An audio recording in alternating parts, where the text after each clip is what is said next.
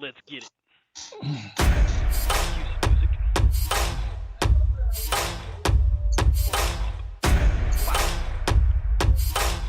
Might be time to change the music up a little bit. Yeah. Change up. Slap notes.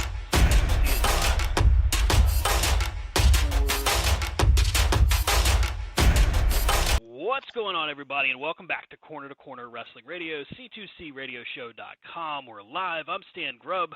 My tag team partner, Brian Taylor, is here. What's up, Brian? What's up? What are we doing? We got lots and lots of stuff to talk about. There's a pay-per-view coming up this weekend. Well, you know what? I'm not talking about nothing with you. Oh, well, fine. So have your show that way, buddy. All right, well, it's been a good show. Everybody have a good night. We gotta go. Oh, wait, we just started. That would be funny. You realize how many people get pissed off at, like, Raw or SmackDown? It just starts and then we're out of time. Yeah, 30 seconds. Oh, we're out of time. We gotta go. Especially during this barn burner of a match between Matt Riddle and it's not Gunther, by the way. It's Ludwig, whatever his name is. Borga? No, that's another guy. Oh. Gosh, I'm making myself sound stupid here, but isn't he dead? Oh, I don't know. Tony Helm, I think is his name. Tony Helm. Hey, speaking of people that passed away today, Pee Wee Herman was announced today. Pee Wee Herman? Mm-hmm. Exotic Adrian Street. Mm-hmm. And to round out the third, because it comes in threes, an actor from, what was this guy from? Dang. I don't know. He's an actor. He's only 25 years old. He was off of Euphoria. There we go. Couldn't remember his show.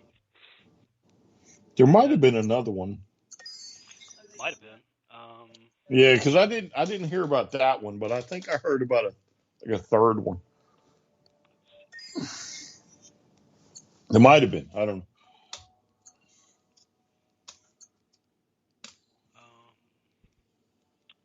Sinead O'Connor passed away over the weekend. Mm-hmm. Tony Bennett passed away last week. Gosh. The last week? I thought he had gone. July 21st. I thought he had been pissed. That goddamn Mandalorian effect is messing my shit up. My timelines are all fucked up. Blame Ant-Man. He could have stopped Kang the Conqueror. He couldn't do it.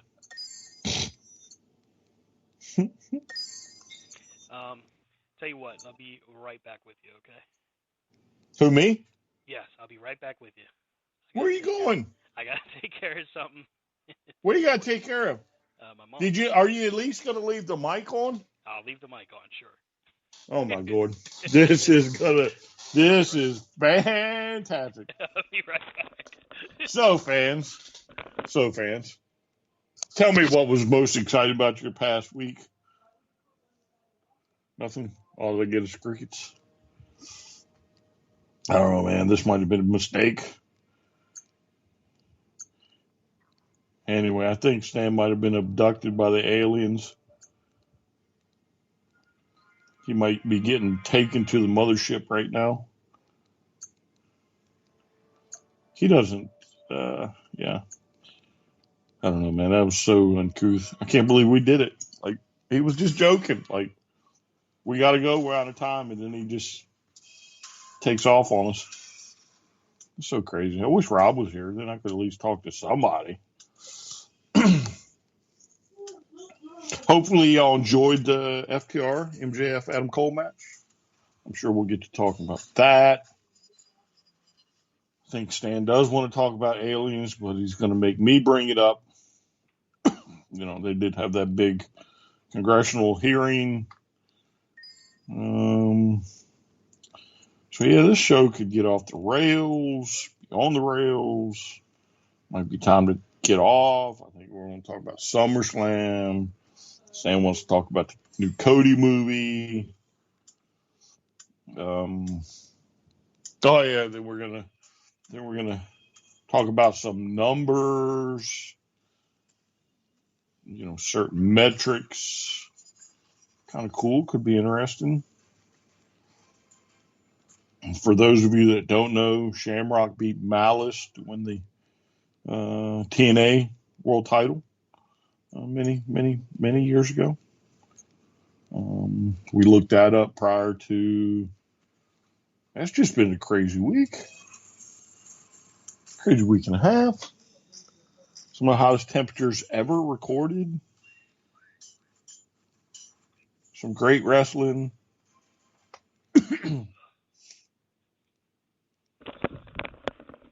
Okay, sorry about that. Hey, you're back. Dude. Jesus Christ. I know you were probably talking about something. I'll ask you about it in a second, but this past week and a half, 2 weeks of my life has been just an absolute shit show. And a lot of it revolves around, we've talked about it a little bit on the show before, my mom recovering from cancer treatment and everything. Mm-hmm. It's an absolute fucking nightmare. Not by her doing, but just the recovery process. Her legs are, they're shot right now. She has leg strength sometimes. They're trying to manage blood pressure meds. They're trying to manage all these different things. And I'm out of breath. I ran down the steps. It's a lot to juggle. But I'm determined to keep trying to spin these plates as long as I can. It's your mom's. You got to, Yeah. So.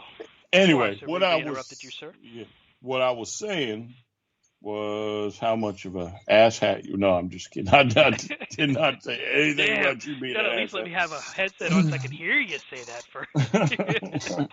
No, I was just talking about to let them know what we may talk about. Okay.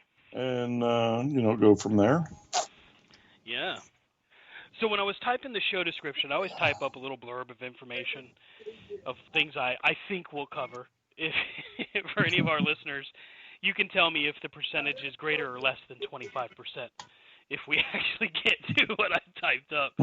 Usually it's just the news that comes to mind that I think we'll bring up.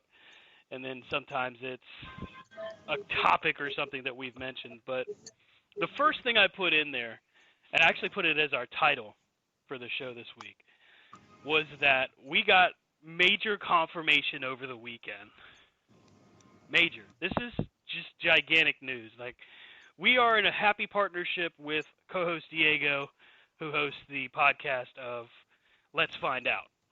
And he is one of our resident experts when it comes to the supernatural and the unknown. And honestly, I'm sure he'll cover this in an episode. So, of course, click the link on the webpage and you'll be able to listen to it in all its glory. However, I'm really surprised he hadn't mentioned this to us, at least to me. Not yet, anyway.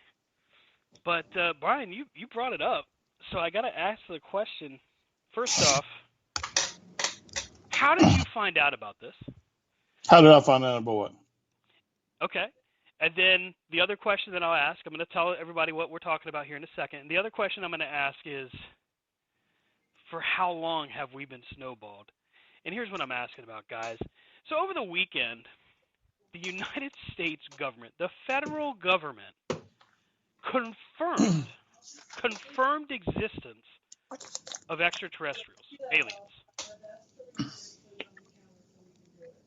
Let that sink in for a second. You're listening and you're like, okay. And I know a lot of people on Twitter, Facebook, some on TikTok, not very many that I follow anyway, but what I've seen, even Instagram, there's memes out there. Nobody's freaking out about this right now. See, I told you, ladies and gentlemen, that within 30 seconds of him coming back, he would already have on his aluminum foil hat. I told y'all that. Like I told y'all we was going down the rabbit hole tonight. If you didn't know by now, it's already kind of permanently installed in the old brainstem. There's always a conspiracy afoot. All right, so I know I told y'all about this, and I know I said I wanted to touch on it, right? because it does baffle me. I am a little baffled that how this could go on, right? Mm-hmm. And how they can have a whistleblower or whatever he's called, somebody to lay down the facts, and then to actually have a senator stand up there and say, I have seen things that nobody else, in Congress has seen in relationship to aliens. And like the world is not, I mean, not just America, but the world itself, like, doesn't even bat an eye at this. Mm-hmm. You know what I'm saying? There's not like some huge panic going on. There's not some no mass suicides, and there's no other government that I know of is like, come out and say, yeah, we knew it, and Mm-hmm. but I don't get it, right? So I'm a believer that there is life out there. It has to be. There's whatever it is, a trillion solar systems, and or a billion solar systems, a trillion planets, whatever the hell it is, right? Mm-hmm. There's no way you can tell me that we're the only life out there, right? We haven't even progressed past our solar system to even find out, right? Then now they're even saying there's life on, or there could be life on, what is it? Not Saturn. Is it Saturn? Mars? No. Jupiter, It's another Neptune, planet. Yeah, it's another planet, I think, on one of the moons. Uranus. Well, no, that's your Got it in. face. Yeah, you did get it in there. I love doing that too. I don't know. It's funny. I do it all the time at work. Oh, yeah? Yeah. They're like, where do you want to go? Where do you want to go eat or whatever? Uranus. What? That's disgusting. No, it's a planet. Why can't we just, why do you have to go there? It's a planet. Well, I gotta make it weird. Yeah, it's a planet. Jeez. Ah. This show will never, ever get tired of that kind of humor, ever. Yeah. I do, though. I do it all the time. So, hey, I need you to go somewhere. Where do you need me to go? Uranus. What? No, it's a planet. Get your mind out the gutter. Jesus Christ. Nasty. Yeah, nasty. Yeah, but there's we haven't even gotten out of our own system yet. So how can you honestly tell me? There are going to be some we'll never ever get to. You know what I'm saying?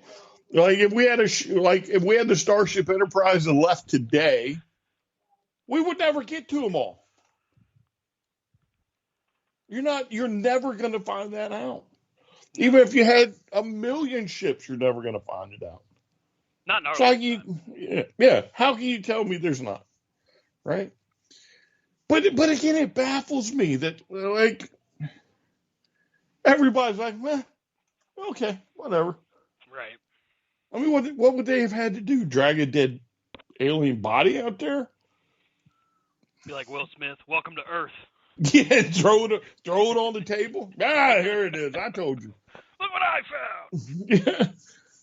I mean, even if they did that, would we buy into it? You know what I'm saying? Because I guess the bad part is, we are so desensitized to things that we don't bat an eye. Again, it's like I said in the text. In the 50s, back when you didn't have TV, you had radio. Mm-hmm. They did Orson Welles' War of the Worlds. And the whole world freaked out. Yeah. I think there were suicides and everything else connected to this. Well, to put things in proper perspective, let's take a second. let's go through some recent events, okay? We'll go backwards in time a little bit, where a supposedly devout Democrat, Donald Trump, tells the world He wasn't a he Democrat. was in the 90s, early 90s. He said he was, but he said he was going to run for president. And he said, "I bet you I'll win, and I bet you I could even win." This is in an interview. This blew my mind. "I bet you I could win, and I bet you I could even win as a Republican." Fast forward, we get to election day. Donald Trump wins. Okay, so that's one thing. Still blows my mind. I saw that interview. I'm like, holy shit. So okay. Then we get the pandemic, where the whole world shuts down. Never in our lifetime have we experienced anything close to that kind of an event. Then we get everything that we're seeing right now with, if you want to call it politics, if you want to call it people's belief system, call it what you want. But it's basically a state of unrest, I think is a good way to describe it. Oh, you ain't seen nothing yet? Oh, no, I agree with you. I agree. I think it's only the tip of the iceberg. And I don't even I don't like Trump, but I don't like Biden either. He's kind of creepy, to be honest. If we're just being fair, I think the whole system is rigged. But I've said that for years. Anyway. But so let me ask you this. Yeah, go ahead. Without getting into much of a debate here, right? I want you to honestly think about this, right? And let's take the social media aspect out of this equation. Okay. Based on what you've seen and what you had before, who did a better job? It's difficult for me to really answer that fairly. I'm not going to lie. The reason for that is I go in spurts where, like, I'll pay attention to it and then I won't. Most times I'll follow it until my Facebook feed becomes nothing but politics, and then I immediately will mute it on Facebook and Twitter and avoid that BS. And then, of course, we get to, like, the pandemic where literally everyone's talking about it, regardless of where you're at. It's just thrust into your face. I don't know. I don't know. I could say that I think that anybody would have been better than him, being Trump. That's a blanket statement. I don't really know. I'd have to look. I'd say he tried his best to keep his promises, to do what he said he was going to do. Based on how the country is. And again, we're just looking at the small little 4 years that he had. And yeah. What, 2.5 or 3, whatever it is that the other ones had. Looking at those small windows, who did the best, or who's done the best? Couldn't tell you. I don't know enough about either guy and either guy's platform. I know that you are damn near 50 years old, Stanley. You don't watch the news? You would know as well as I do that the news is, generally speaking, a bunch of bullshit. Sure, but when I really want to look at the news, I will look at other countries' news and how we're portrayed. I don't pay attention to that shit. Y'all are killing me. You and the missus are killing me right now.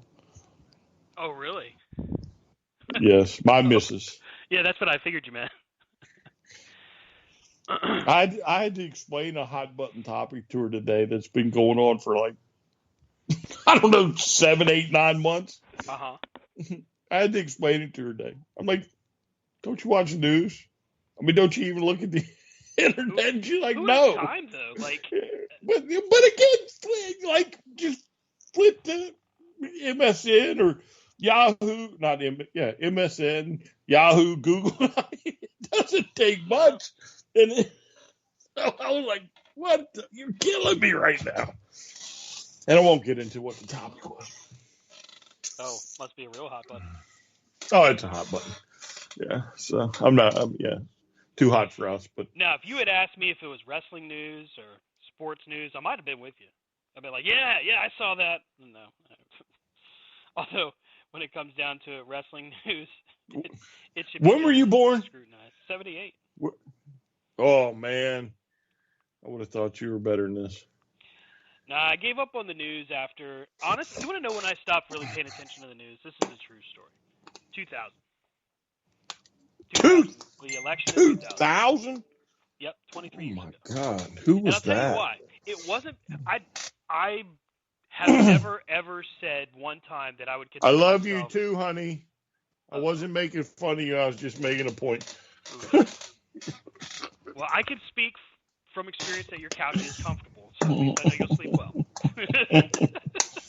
But like ever since 2000, I've never really considered myself one way or the other as far as like Republican or Democrat. Of course, me, and Rob, we've always talked a lot, and generally speaking, I probably lean towards the left more than anything else. That's okay. I don't mind the debate. No problem. No problem. But at the end of the day, I remember watching the news, and I think it was CNN that I was watching for election coverage. I love election coverage. It's like one of my favorite things to watch when it's going on. But the one thing I couldn't help but notice, and as much as I made fun of the guy, how just inflammatory the news was covering that he was possibly going to be president. We're talking about George W. Bush. Again, I don't think he was the brightest bulb, but Al Gore was a little, back then, for those of you that are younger, Al Gore was a pretty extreme kind of guy. Like, he's the guy that claimed that he invented the internet. If you want to know how extreme he got. Meanwhile, George W. Bush, the W stood for whiskey. So you look at who we're dealing with. But at the end of the day, all I remember thinking was, God damn, these guys just keep... And I didn't like Bush, but I didn't hate him either. But they just kept railing on him. I'm like, this sucks. This is 2000, back when CNN was still considered the leader in news. Now, of course, CNN's kind of a joke. You can turn on CNN and you don't get news. You get the worst editorials ever. And that's me as pretty much on the left saying that. Of course, I can't stand Fox News either because they're just as bad. They're just the other direction. But so after that, I was like, these guys just don't give a damn. And of course, local news, they do their best, but they're reading off of an Associated Press bulletin half the time. Their scripts, and I know this from past few years of learning how the news actually comes in, their scripts that get written for them, it's coming from different news feeds. They're not writing their own stuff. They're basically regurgitating what's already out there. They're regurgitating what the masters tell them to regurgitate. Basically, I mean, it's basically CNN, Associated Press, occasionally, because they want to get creative, ESPN or Yahoo Sports or TMZ. Occasionally. But 9 times out of 10, the news you see in local news has already been fed out from CNN, Headline News, or Associated Press. Headline News is the worst. You remember back in the day where you could turn that on at like 6 a.m. just to get whatever your fix was before you go to work or go to school? I used to. I was not watching the news in school. Well, I mean, the news all throughout high school. But my news was different. Like, I would not wake up to watch the news. You know what I'm saying? I'm watching the 5 o'clock news or 6 o'clock news. Yeah. But it was around that time where I just started to realize what Trump brought to the forefront with fake news. So like when I laughed when everybody go, "Oh, that's fake news," because I'm like, well, I heard that back in 2000. Like, I agreed with you then. I don't have to be told now. Because of course they that's what he says wasn't fake news. That was a billionaire like on air making a bet, pretty much. Like, I can do this, and then I can do it. Oh, no, he was dead on right, too. Well, That's the craziest part, because he was at a party with the Clintons after they won the White House. Yes. That's when the interview happened. Well, I mean, look it up, you can go to YouTube. So did Jeffrey Epstein, but with the Clintons. Jeffrey Epstein had a party with the Clintons multiple times. I mean, well, their parties don't always go the same. Trump had the money to stay alive. I'm not trying to start nothing. I'm just saying. He had the right muscle in the right places. I mean, Jesus Christ. There's a picture of Bill Clinton in a dress that Epstein had made. Oh, my God. Well, you never saw that? You never saw that? No, I didn't. It doesn't Yeah, surprise me, but no. it's on one of these documentaries. And I'm not talking about Hillary. I'm talking about Bill. Well, it's a shock for either one of them to have a dress on, if we're being honest. But Well, apparently not. But anyway, getting back to the UFO, we're gonna be here all night. Yeah, it just it weirded me out, that nobody bats an eye. well, and what I was alluding to is just so much shit has happened in recent history that people are like, okay. I mean, in the day of social media, it's like if that's all you got, people are posting the craziest shit on social media before that even gets confirmed. I mean, there were, I don't know if you saw it, there was a major thunderstorm up in Northern Virginia over the course of the weekend, and this person posted a picture of the clouds, and I swear to God, it looks straight out of Stranger Things. It looks like the damn monster, the Demogorgon or whatever, coming out of the sky. I'm like, holy crap. But, I mean, in this world, nothing surprises me anymore. We could have a Kryptonian living among us, and I wouldn't be shocked anymore. Big of a Superman fan as I am. It just doesn't... I would agree with you, though, that you would think, especially the conspiracy theorists, you would think that the Facebook, Twitter, and everything would be lighting up. Oh, my God, they're real. Nope. Because I don't know if you watched any of it. I caught a little bit, right? No, I learned about it from you. You told me about it. I was like, oh, yeah. Holy shit. I caught a few juicy little tidbits, right? And when they're talking about, bodies, and again, there was one senator that was pretty much like, yeah, I'm one of the only people on Congress that has ever seen one, or whatever the hell he said. You almost take a double take, wait, what? Because now you have somebody sitting on the committee, that's a senator in the committee being like, yep, I've seen it. You're like, wait a second, what? If I was the what's the guy's name that owns most of the news companies? Not Bezos. Oh my God, I can't remember his name. He owns most of the big. I think he owns Rupert Murdoch? No, I think he owns CNN and a bunch of the big newspapers. It's not Bezos, not Murdoch. Well, it's not Turner anymore. It's No.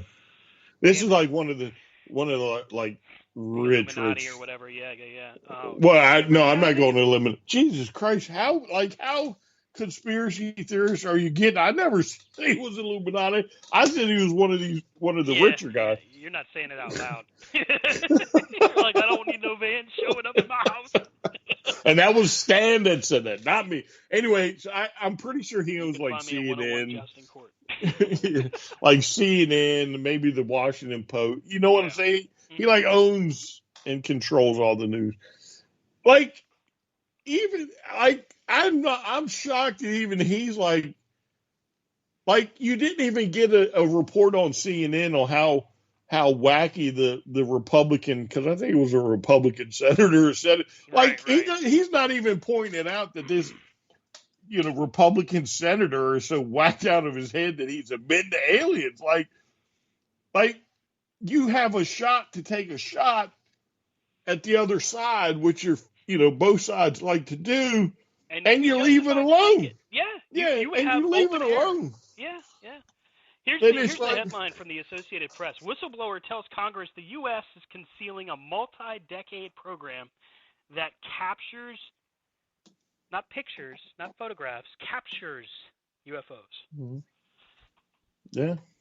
It's wacky, dude. I couldn't believe it that we're not out with pitchforks in the middle of the street, shining the light up at the, trying to catch a UFO and shining lasers to beat it. Last year where there was a threat of a rush of Area 51. Oh, that they were supposed to run. They were gonna. I think that was pre-COVID. I think that was pre-COVID. And then they find out that if you hit the right sensor in the ground, you're gonna get shot.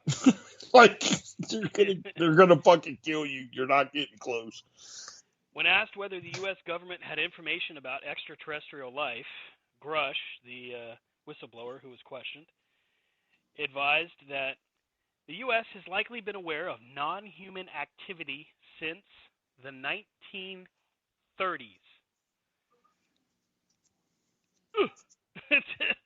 War of the Worlds was probably more of like this didn't possibly happen. It could happen because here we are. Holy crap! Yeah, it's just whack. And I'm sorry to take time off of wrestling, but there's not really. I thought it was interesting. Oh, it is. I'd love to keep going, but that's more like Diego's thing.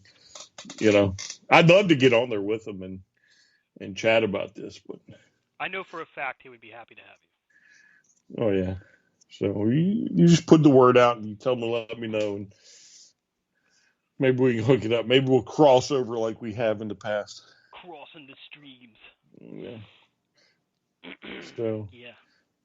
All right. So can we tackle my next topic? Yeah, this is a good one right here. Tell me what you were. This is an absolutely good one. All right. So I'm checking out the old YouTube, and there's Simon Miller with the ups and downs, and no matter I like to listen to Simon Miller. I think he's funny as hell, and I get a lot of recap off of Simon Miller. Mm-hmm. Ups and downs. Good guy. Mm-hmm. So Simon, if you're listening, I want to golden up because I mentioned you, right? That's what he normally does, golden up, Simon. Please, Simon, golden up. Anyway, so I'm looking off to the side on YouTube where they have all the other videos, and there's one that catches my attention. And they're going to discuss the DVR numbers. Oh no. For AEW. And of course it's their resident chucklehead, Gilberti. Old Glenn, yeah. He's always good for a laugh. And of course, nothing AEW does for Glenn is ever going to be good enough, right? Because he was, he's a legend. A legend, a Hall of Famer. Watch, I say that, next thing you know, he'll get inducted next year. I'm like, son of a. Anyway, wealth of knowledge all around. This guy knows his stuff. So anyway, so it's Glenn and Conan, and I forget who the third guy is. So apparently last week, when was it? Or maybe, when was Blood and Guts? Last week? Yeah, last week. Week before, 2 weeks ago. Okay, whatever. Apparently, when Blood and Guts, it was over, Warner Brothers put out a statement. Not Tony Khan, not AEW, not PR for AEW, not HR for P. You know what I'm saying? Like, this came from Warner Brothers, right? And so I listened. And so basically it starts off like Warner Brothers would like to think, or would like to congratulate the number one show on Wednesday night, AEW Dynamite, whatever, with having 2.5 million viewers. Mm-hmm. And then it goes on to talk about that some of these were DVR numbers, right? Now, what did they get? So they were almost at 900,000. I think for that week, maybe high 800,000 something. And so the rest would have been DVR numbers, right? So poor guy still stuck in the disco mode of the 70s that played out in WCW in the 90s. And man, he made a hell of a footprint. That guy was like, pretty much that the only time that Warner Brothers comes out with this is when AEW's numbers are not that good. right? Mm-hmm. Now, again, we don't bother to do our research here, right? We're not bothering to do our research here. We're taking a letter that Warner Brothers put out and we're bringing it to the air, okay? And we're just going to do it cold, right? And this is where I have problems with certain people like this, right? You have a responsibility to at least research what you're going to talk about, especially if it's, something you're going to talk about. Like, you told me Riddle wrestled, not Gunther, but Ludwig, whatever, right? Well, if you want to talk about it, that's fine, but I would never interject. I'm not watching the match. I haven't seen the match. What am I going to say? Right. You know what I'm saying? Like, at least do your research. So anyway, then Conan says that makes sense, right? Disco's like, no, they only do it when they're, when their TV product is not that good or whatever.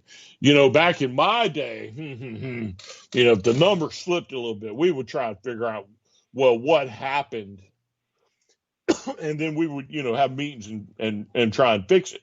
Well, that's why WCW is no longer in business, right? Mm-hmm. Because y'all were stuck on certain numbers, apparently, right? You were worried about certain numbers. Well, again, Conan says that's the way they should be, kind of, right? So he agrees with Warner Brothers that you should look at all the different metrics to figure out what your audience is. And so then I was like, listening, and again, Gilberti couldn't get over this DVR thing. And then I think he even makes the statement like there were DVRs back then when he was wrestling in WCW. Like there's some weird little thing, like he forgets that it's a VCR. And I really don't think they were tracking VCRs back then because they're a completely different type of machine. You know what I'm saying? Mm-hmm. That doesn't hook into your cable, unless you had to. Most of them the just VCR was a totally analog system, so there was no way of tracking it. Right. So his thing is, well, they only do that when when the numbers don't equal up to my standards, right? But Warner Brothers has come out and said 2.5 million, right? That's a big difference between 800,000 and 2.5. That's a big difference. So I think people have to remember, especially some of these, whatever you want to call them, shot jocks or whatever, because I think that's pretty much all he is. He says stupid things to, make himself sound intelligent, but at the end of the day, he doesn't do his research. That's the new metric. Like as technology evolves, so too should the metric. Mm-hmm. You know what I'm saying? Like, and I'm not just saying that for AEW. I'm saying that across all wrestling programs. Like we now have the technology that can keep track of DVRs. And then Conan was like, yeah, I think they only keep track of the ones that they're watched within like 3 days of it, of the, when it was live. And, Glenn's like, no, it should only count if they're watching it live because that's your true measure. Let's not discount that, some people may have said, screw it, I want to go out with the Mr. or Mrs. for the night and go out to eat dinner and I'm just not going to be home. Or maybe I got to work late. Maybe I'm at the gym. You know what I'm saying? Mm-hmm. Like those people may not have watched it live. But the DVR should count. But what was interesting is after I heard this and kind of chuckled a little bit, because once again, here's Here's an argument by somebody that thinks he's so smart, but at the end of the day, he's an idiot. No, I shouldn't say that. Is not so smart when it comes to this. Is I actually looked. I said, well, let me see how much of a difference it is. Right? So apparently the WWE doesn't make quite as big of a splash on the DVR because I'm assuming people watch it live. Mm-hmm. Right? So, but I typed in, and you could type it in now. WWE. What I do, I think I did like AEW and managed to get some WWE numbers. Just type in WWE Raw DVR numbers, DVR ratings, or something like that. And you'll see that even the WWE has anywhere from 500,000 to 1,000,000 people on any given night Mm-hmm. that do not watch it live, but that DVR it. So while we sit here and we all like to, oh my God, they're not growing the business, or for the WWE, well, their numbers are declining. Well, no, they're not, because we've talked about it for some time. There are many ways to watch TV now. Using an old, antiquated system is stupid. Because I'll lay you money if they're tracking on, say, digital apps, that number goes up Mm-hmm. for AEW, and I would say for the WWE.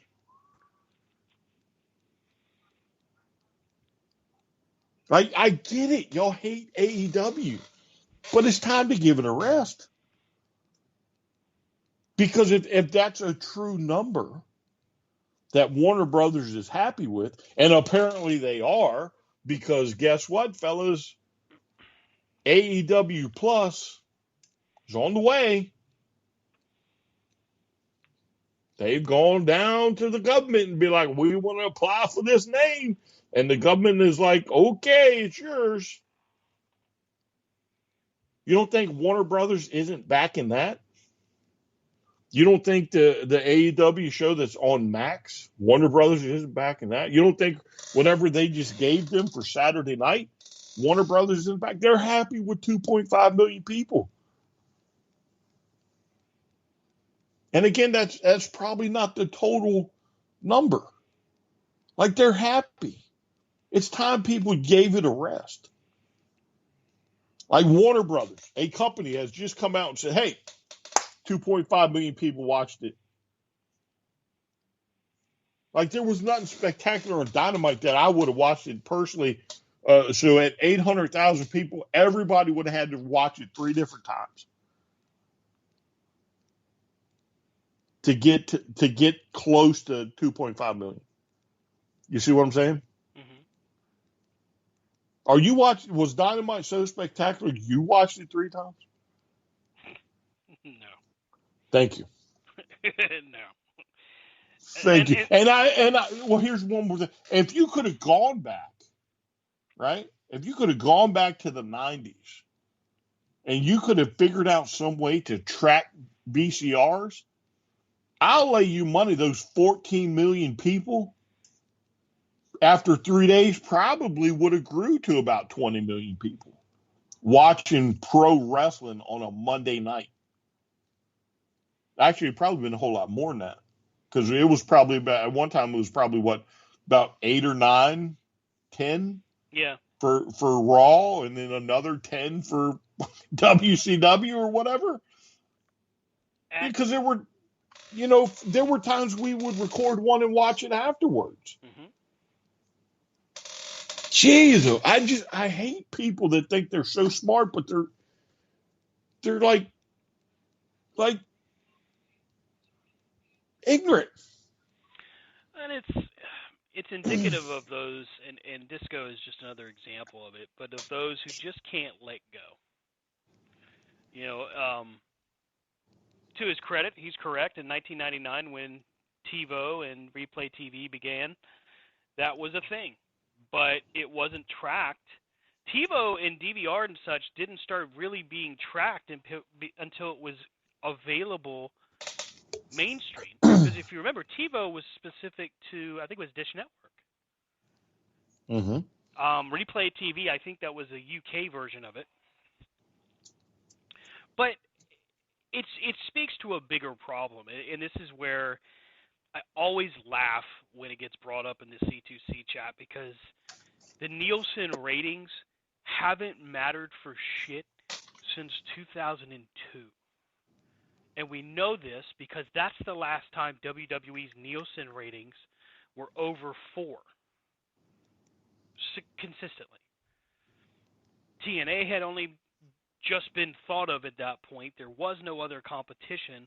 But after that happens and the brand split comes and we start seeing these different things in WWE specifically, now suddenly the Nielsen ratings are starting to decline. And they're declining steadily to the point now where you can literally you can put a graph together and it's just watching like a downward slope, like somebody's skiing from 02 all the way to now, where the market share, the total audience count is probably somewhere at 3 million live. And now we know that people are watching in other ways because, holy shit, technology grew. Who'd have thought? Mm-hmm. Like, Conan at least had the presence of mind to say that he could see how that makes sense, and he kind of agreed with it. And the reason he says that is, one, he's not going to be stupid enough to put his brand in jeopardy, because Conan still gets bookings. Mm-hmm. He's going to at least acknowledge, okay, so I may not like everything they do, but these guys are making money. And, yeah, there's a big-ass company that just said, yeah, we'll give you about $1 billion for your TV shows. Yep, that's happening. So disco can't let go. And there's fans that can't let go. Because, yeah, back then, 8 or 9 million on a Monday, yeah, that was happening. That was real. Mm-hmm. But there's no way to track a VCR because it's all completely analog. The digital signal is all internet-based. Knowing what we know about the internet, we know that the internet, as far as wrestling is concerned, really didn't have a major influence outside of some of the news and rumors until the 2000s. So for anyone who was a fan of the Attitude Era to say, well, AEW doesn't understand growth because they're not drawing in the Nielsen ratings. Listen, Eric Bischoff, I'm sorry. Last I checked, if your company that's putting your TV show on the network is celebrating your rating and overall viewership because, holy shit, they understand how technology works, maybe it's time to stop and take a look and go, oh, there's more than just the live people. Yeah, but again, though, this goes back to me. This goes back to the thing that, the big thing about the Nielsen's, right? That is ultimately going to show you growth is what is it, 18 to 25? 18 to 49. No. There's another one. I think it's like 18 to 25 is a number they look at too. I think it's 18 or 25. I think it's a little bit smaller than the 18 to.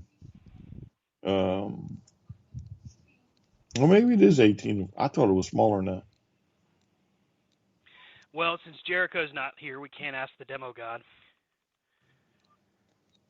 Let's see here. Yeah, but I thought there was like another, because that's a broad spectrum. That's like half a century. It's very broad. Everybody's going to fall into that category. The demographic that's being tracked is the rating in the 18 to 49, courtesy of Showbuzz Daily. That's just one outlet that tracks it. Now, there's a lot of other demographics, and from a marketing standpoint and from an advertising standpoint, I mean, it's probably more of the niche audiences, but that's the overall. Let's see here. Key demo, TV ratings, WWE. And again, it references the 18 to 49. Yeah, but that's like your whole audience. That makes no sense. I thought there was an 18 to 25 somewhere. Because those were the ones that I thought that was ones like the advertisers played too. Anyway, I guess I'm too old for the ratings, so fuck them. Um, but I like you. You have to be willing to change. Hmm. You know what happens? What happens if tomorrow they're disco? If they actually, before a show pops up, with technology, are like, put your thumbprint on here, so we can track who's watching Raw or SmackDown or whatever. You don't put your thumbprint, you're not going to get it, DVR or not. Like, is that what it's going to take? Like, It's just a consistent example of goalpost moving. yeah, like, damn, why can't we just celebrate pro wrestling? Because people like to tear things. It's easier to tear things down than to build things up. Like Like, we but go all day when it comes to WWE, right? Like we rip the shit out of them half the time, more than half the time.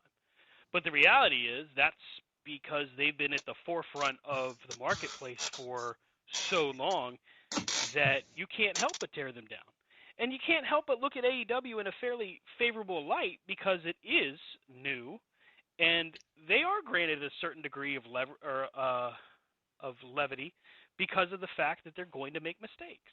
Now, granted, we give them a harder time now than versus say 2019 to 2020 because some of these mistakes they should be learning from, and some of them they have. But I think as the business continues to evolve, some people choose just to not evolve with it.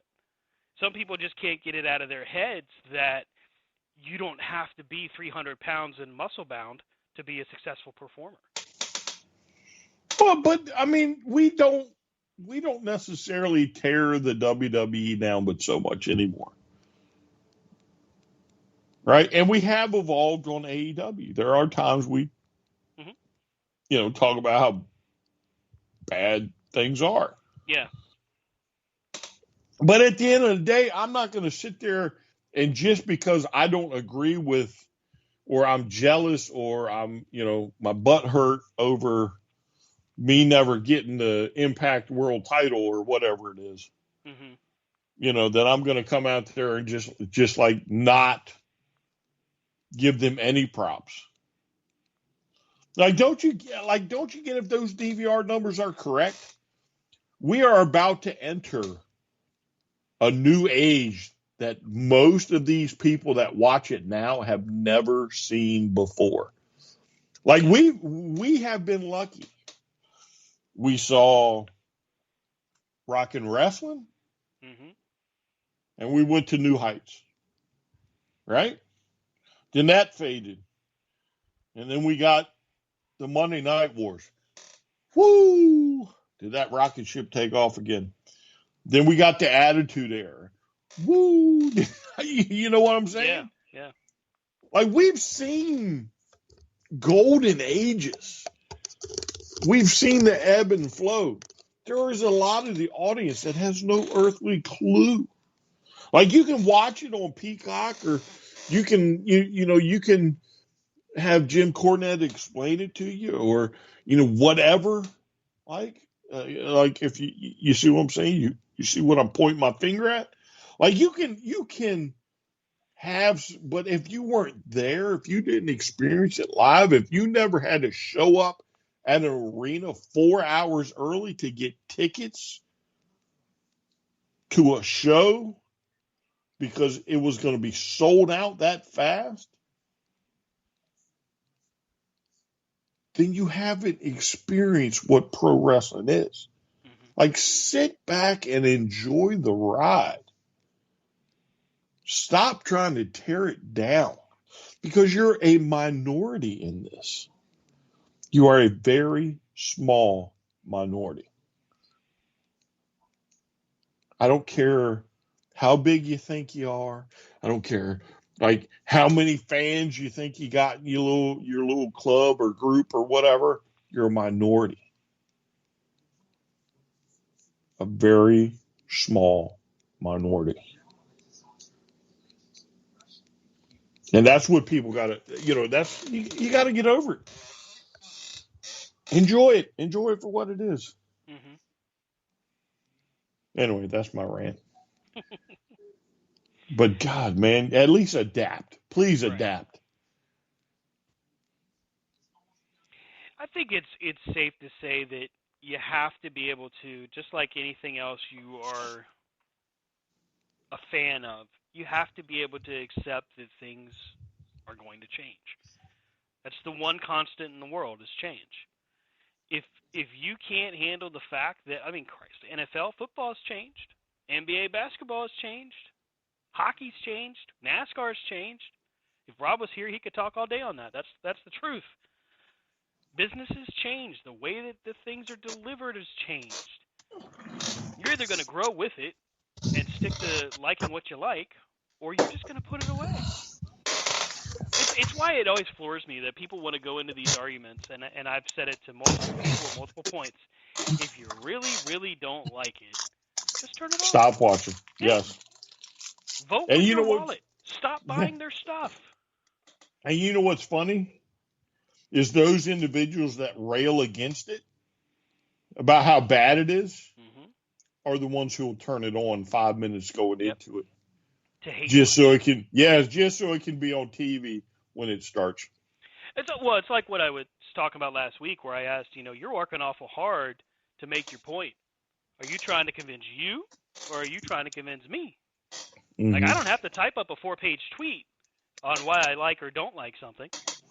I can just say that was cool, or I didn't like that.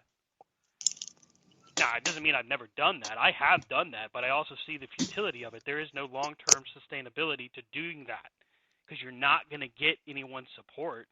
And what happens if you do? Okay, so finally you convince someone, you know what? AEW sucks. Okay, cool. They turn it off. What are you going to do? You going to watch WWE? No, you're not going to do that. You're going to you and your buddy that you just convinced it sucks are going to watch it together so you can laugh at it together. So you're really not doing anything because you didn't take anything away from them. You're still turning it on. All the people in the world that complained that Roman Reigns sucked still watched every Monday. And Friday. Not all of us. I didn't. When I said no more WWE, I meant no more WWE. And you, sir, are in the extreme minority for that. And that is not a dig at you. I'm just telling you that you are definitely in the minority on that. I'm a goddamn man of principle until they show up in D.C. Then I'll go watch it live. Yeah! Cody Rhodes! I mean, I get it, though. I get it because it's – look at Meltzer. He's a good example. How much did he just destroy WWE in the late 90s through about 2010?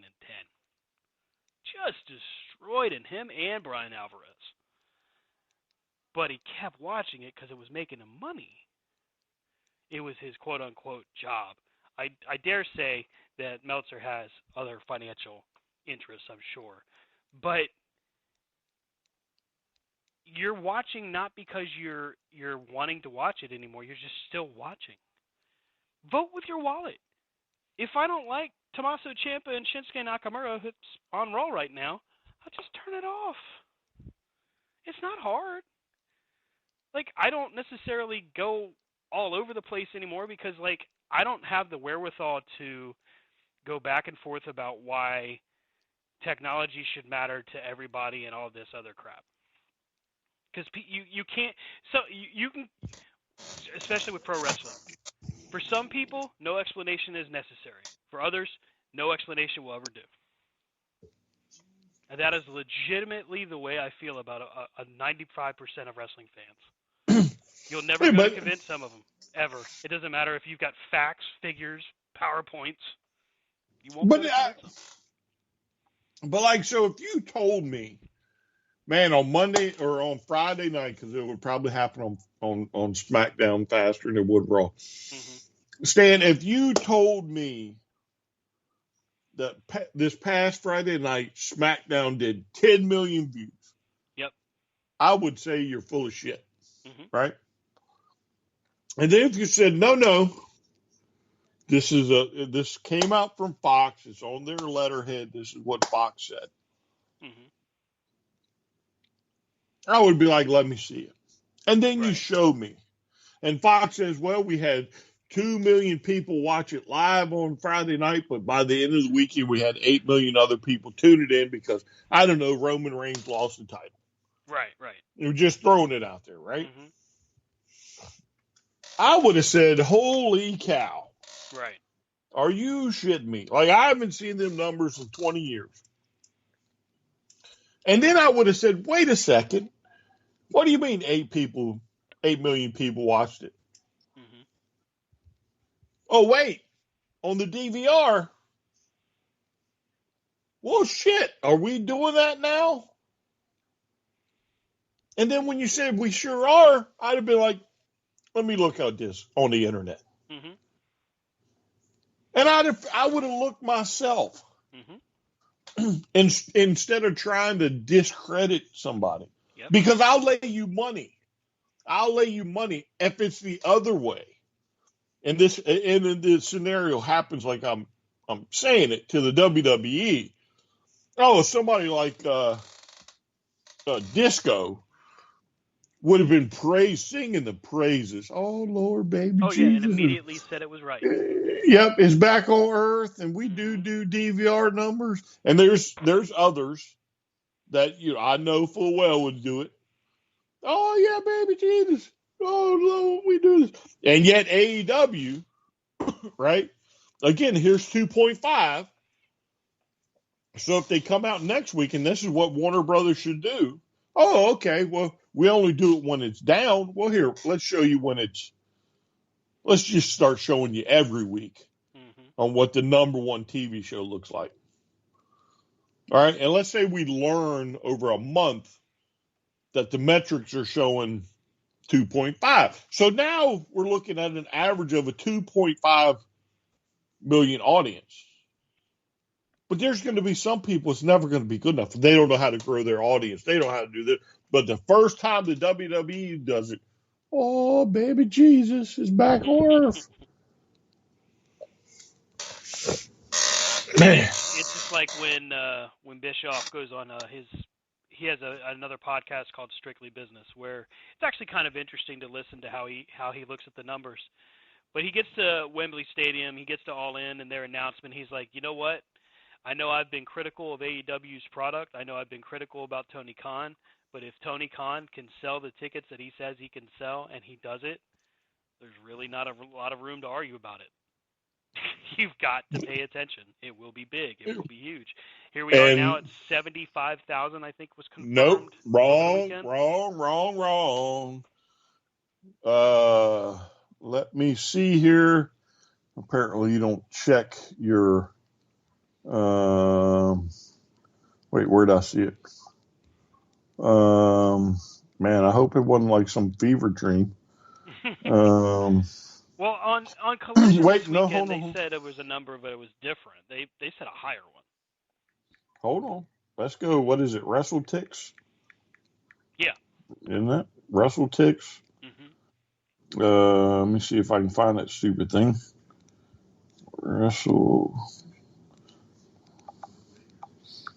I'm pretty sure we got some big news in that department, too.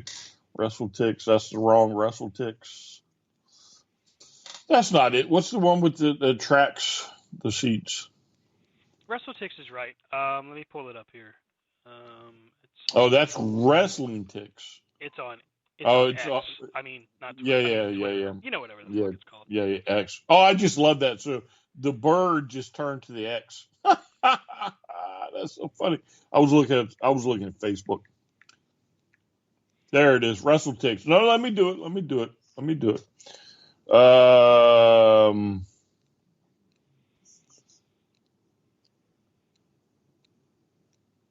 Wait, I'm pretty sure I saw that today where they were sold out. Maybe it was somebody goofing with me.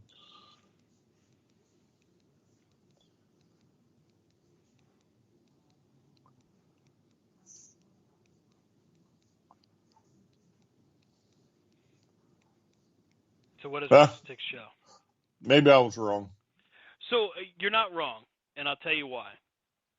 WrestleTix shows currently 77,470 distributed.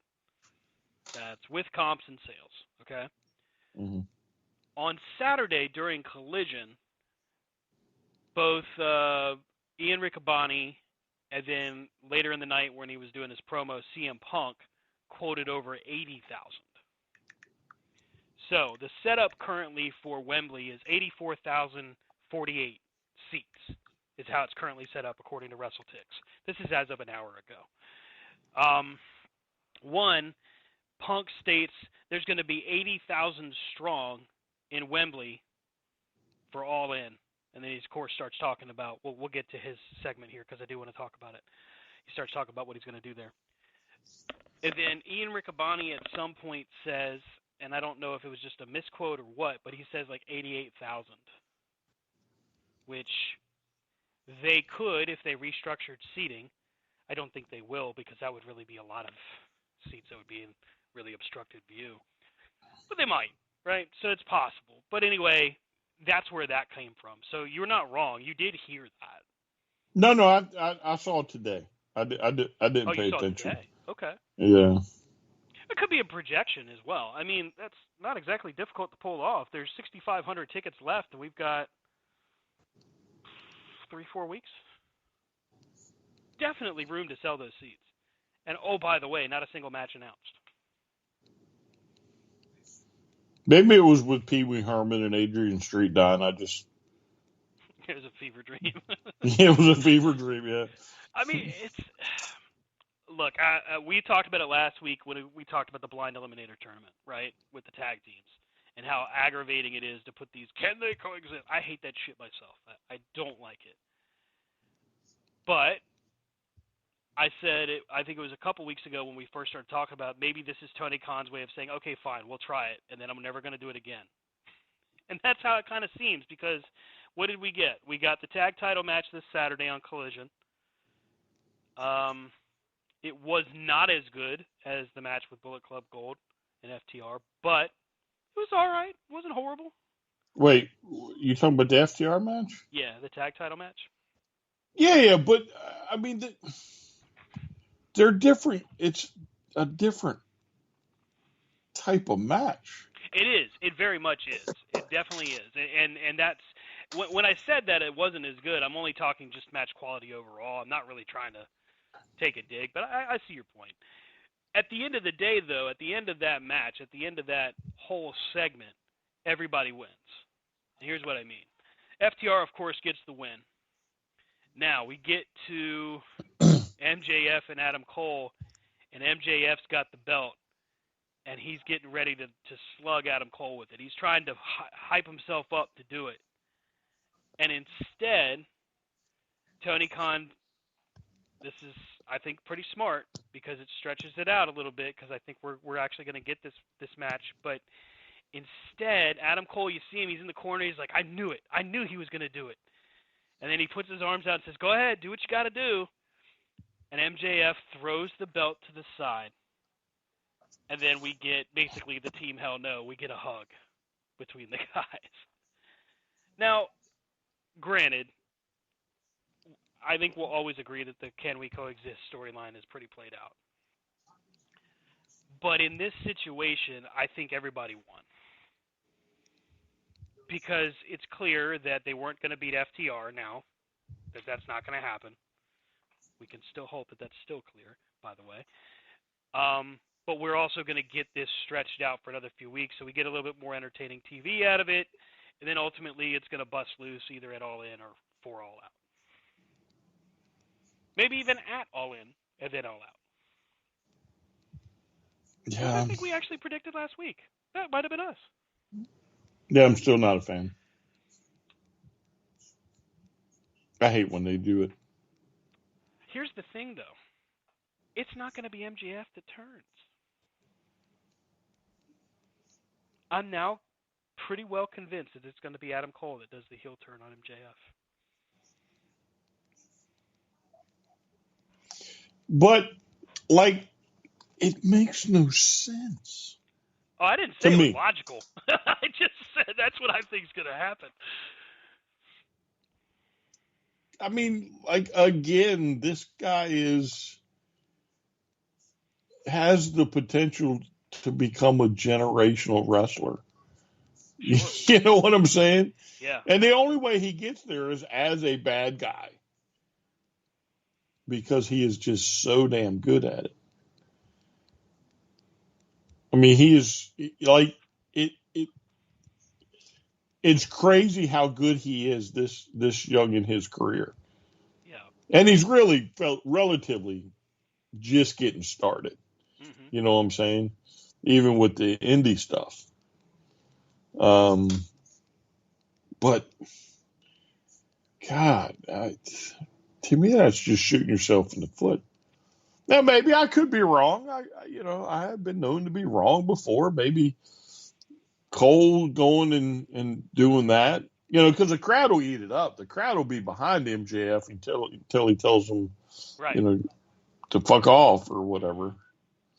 But I don't think personally, I don't think that's a smart move. I will say I think it is too soon to really give him a full-fledged good guy run. Granted, the stuff with Mox, we all knew it was a build to him, screwing Mox, right? Mm-hmm. This is going to be if they go the direction I feel like they're going. This is going to be too soon. It doesn't mean it won't work, but I feel like you're right. I feel like his best work is as a villain, as the heel, and even Ric Flair was into his 6th run as champion before he finally went good. Well, no. So Flair again, like MJF, Flair could really do no wrong, right? Yes, that's true. Flair, I mean, Flair he just had it. If you go back and you look at the old studio uh, Mm-hmm. studio vids, you had people in 3-piece suits showing up to watch wrestling. What I'm in the height of them Yeah. destroying Magnum and Dusty, and that really would have started maybe 3 titles in because I think Dusty was number 3 if I remember right. Yeah, you're right. You're right. Okay, Yeah. so So, yeah. and see the other thing too is like there was a little bit of feuding going on prior to the Horsemen. Mm-hmm. There's a build up for the Horsemen. So, but he was over. Now I don't really remember. He was over against Harley, I think. You know what I'm saying? Like this is exactly what MJF. Like he's over, Yes. Yeah. and it doesn't really matter. It's just I don't want to lose the whole, seeing what he said in some tweet. You know, Yeah. like I want to see him insult the fan. I want to see him, have the little girl come up and ask for a signature, and he does it, and then he rips it up in front of her, and, Mm-hmm. makes fun of the dad or something. I want to see that. That's what to me makes MJF spectacular. Because to me, that's probably what Flair would do. You know what I'm saying? If you had social media back then, Mm-hmm. although Flair would probably show you his wiener too, but he would probably get the big ban on the X. Like they would be like, "No, we know that's you, Rick. You're not getting your account back. Stop calling." You know what I'm saying? Like, but you get I don't. I'm just not ready to give that up. You're probably right, though. You're probably right. Because again, I don't think with MJF it's not going to matter. However, if they don't do what should happen after that, then they would have really screwed the pooch. Because if you flip MJF, and let's say Adam Cole beats him for the title, Mm-hmm. and you flip MJF to the good guy, well, you almost immediately better put him in a program with Punk. You have to. You have to at this point. Punk has now laid the groundwork and done really well with it, with the spray painting of the title. The real world's champion, by the way. Mm-hmm. I like how he's digging into Ric Flair's bag of tricks on that. I think that what they're doing with Punk. I think I was right about Punk, by the way. I think we're going to see him finally. It's not a switch because he's so good in between. He always has been. He doesn't have to be one or the other, but I feel like they're going to finally put him over the edge with it. And because it started when he first came back, and you knew it was going to be a polarizing thing, just because of all the rumors. But now with Ricky Starks and how he's like, I'm not mad at you. I can live with the L, but can you live with the win knowing you're a cheater? It's very Bret Hart-esque. Mm-hmm. And I'm just waiting, and maybe it won't be Tony Khan. Maybe it'll be Schiavone. Where he'll shove Schiavone down, and I swear he's going to do the full-on tirade. Frustrated isn't the goddamn word for it. This is bullshit. I mean, peak Bret Hart snapping. So can I make a bold prediction? Do it. What if it's a lot sooner than you think? Well, the title match is this weekend. What if it's the title match? Oh yeah, I would do it. And if because he's because CMFTR, the whole trio is all about Bret Hart. If he did it word for word,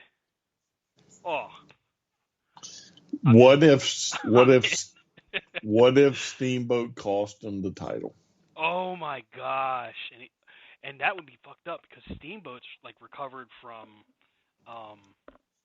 stroke and everything. Oh man. And let's not forget, I'm pretty sure that somebody made the comment that Steamboat has always called it right down the middle with Punk. Yep. And what if it's Steamboat that cost him the match? Oh my gosh.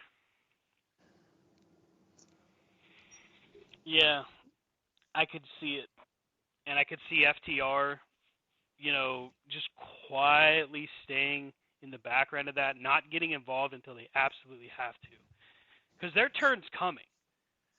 Mm-hmm. If you haven't seen the writing on the wall for that, it's coming. When, I'm not sure, but it's coming. Well, I think their promos have gotten more pointed and in your face. Very much so, and it's very middle of the road. Like I noticed, because you have a very unique situation here. The fact that Cole and MJF lost was a very big positive, because I think a lot of us, not just you and me, but a lot of us were concerned that they were going to put the titles on, mm-hmm. and it would just been way too soon. Because FTR is in the middle of this run that you just can't screw with. Right. You have to let it run its course. So their middle of the road work, much like CM Punk, is so good that you have to cheer for him almost. I mean, look at when they first came back and they did their work against the Young Bucks. They were faces, right? They were good guys that first set of matches.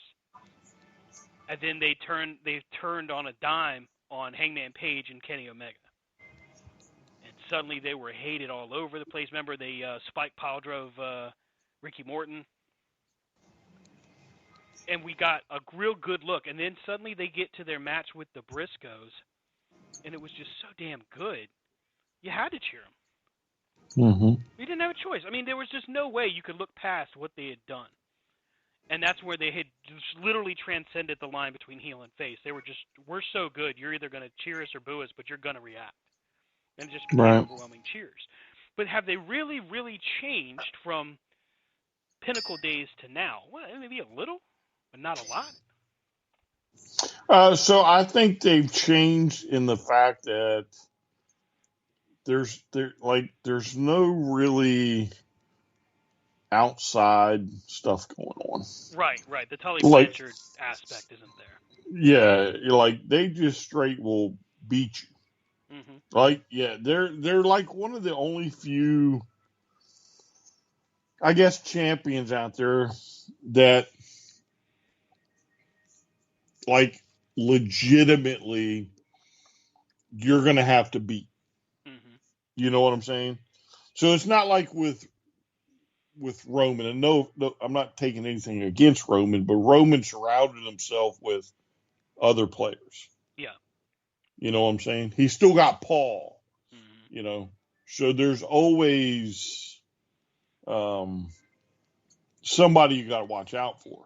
But Right. to me, with FTR, you know, again, it's the old adage of lace up your boots. You're gonna go to work, Right. Yeah. and that's what they give you night in, night out. It's I can't tell you when the last time I saw a bad match. I Mm-hmm. mean, this has got to be like as far as I can remember, like going back as far as I can remember, FTR to me takes me back to the 80s. They take me Oh yeah. back to the Rock and Roll Express, the Midnight Express, the Road Warriors, the Varsity Club, you know, Andersons. the Killer Bees, the Andersons, you know, Tully and Art. You know what I'm saying? Like, they legit take me back to a time where you have to beat them, and you have to book it so that it's so convincing that you'll believe it. You know, and I'm sure it'd be easy to just screw them over, Mm-hmm. you know, but I really think that's kind of why I like AEW. You don't get a lot of that shenanigans come into play. Yeah, I agree. The Bullet Club could have beat them, and everybody would have walked away, Mm-hmm. right? MJF and Adam Cole should not have beaten them. They made the right decision, right? I don't know who would be next in line. I'm sure MJF and Cole will get another one and probably pull it off. But like they're one of the first tag teams I can remember in a very long time that you have to beat them. And it has to be convincing because the moment you pull shenanigans as a booker on them, you're going to be like, oh, I just fucked up. Well, I should have done that better.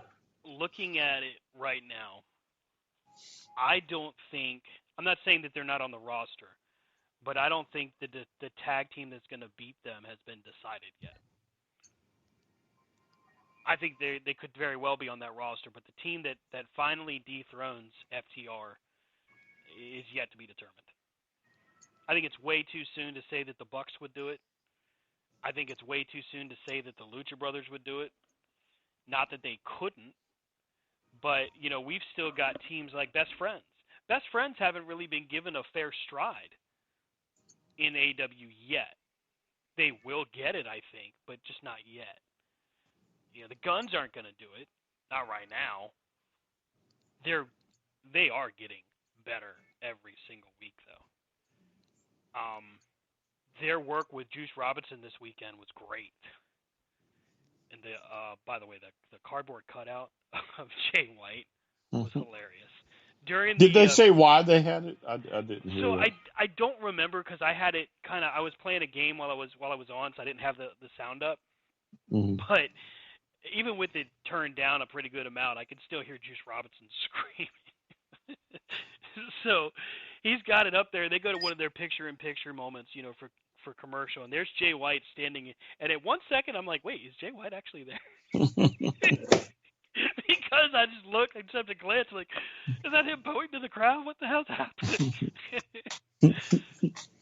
That's just that's one of the positives about AEW and Collision, if we're really being specific, because that show just has such a cool vibe to it.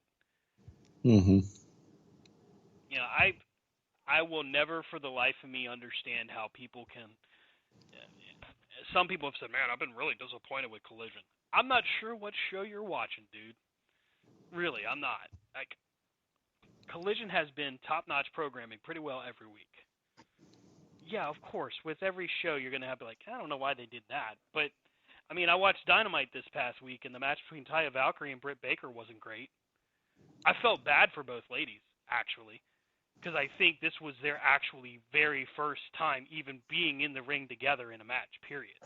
Mm-hmm. They just didn't jive. It wasn't like, although it did seem at first that maybe Taya and Britt weren't really communicating, but it just didn't work this time around. They'll get another go of it, much like when Thunder Rosa and Britt first faced off.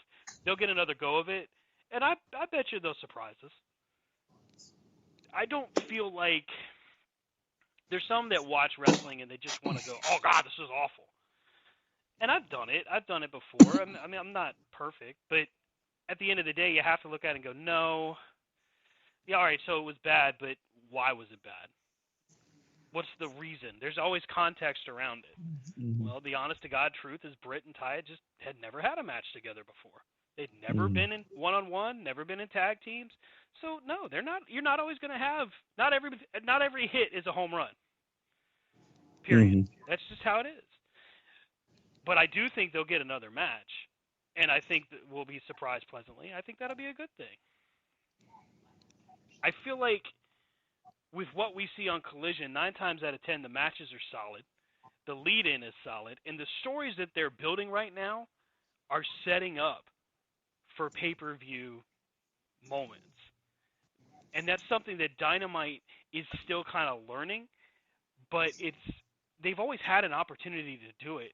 This is just something that can spread for good stuff.